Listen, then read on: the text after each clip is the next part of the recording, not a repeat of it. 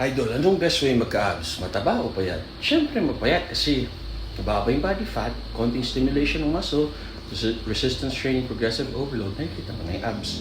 Pag medyo mataba, kailangan mo calorie deficit, kailangan mo cardio, kailangan mo tanggalin yung fat na nakaharang para maging visible, para makita mo yung muscle. So yun, ganun lang yun.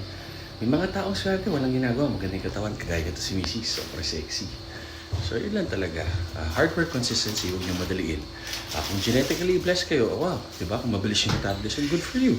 Ang side effect naman ng mabilis yung metabolism, mahirap magpalaki. At least lagi kang rep. Laging may pros and cons lahat sa buhay.